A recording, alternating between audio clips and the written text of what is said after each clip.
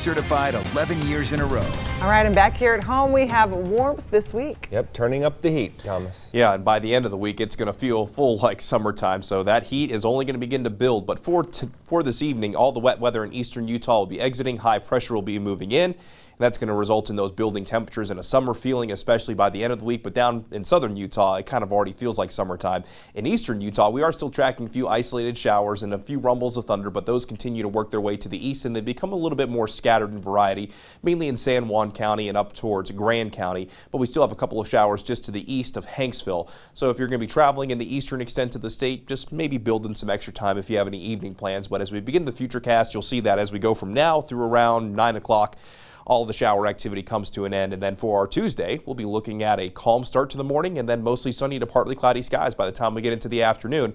And Tuesday should be quite nice, and the chance for any wet weather going to be very much on the low side of things. But here's the view in Blanding down in southeastern Utah. You got some cumulus clouds off in the distance on what otherwise is a warm and breezy day down in southeastern Utah.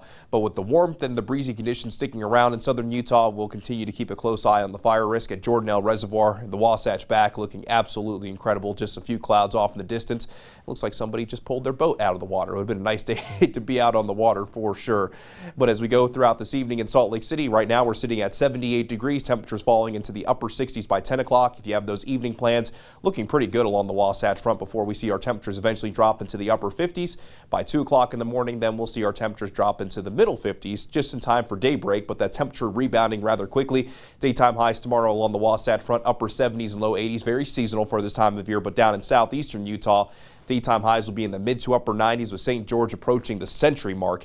So tomorrow with mostly sunny to partly cloudy skies, it's going to be a warm day, and that warmth is only going to continue to build, as I've mentioned, as high pressure really sets a tone going into Wednesday, Thursday, Friday, and Saturday. It's really not until Sunday where forecast models are hinting at a potential system arriving, which could bring us a slight chance for wet weather in the northern half of the state and also some slightly cooler temperatures. But when I say slightly, you got to keep that word in mind, because we're not going to be cooling down things all that much. In St. George, we'll go from upper 90s tomorrow to daytime highs at or above the century mark Wednesday, Thursday, Friday, Saturday, and by Saturday we could be at or possibly above 105 down in St. George. It is going to get hot for sure. And then along the Wasatch Front, it's low 80s for tomorrow, upper 80s to around 90 degrees Wednesday into Thursday, with mostly sunny to partly cloudy skies continuing, and we could see upper 90s on Saturday before we start to see some subtle changes to our weather going from Sunday into Monday. Glenn, Emily?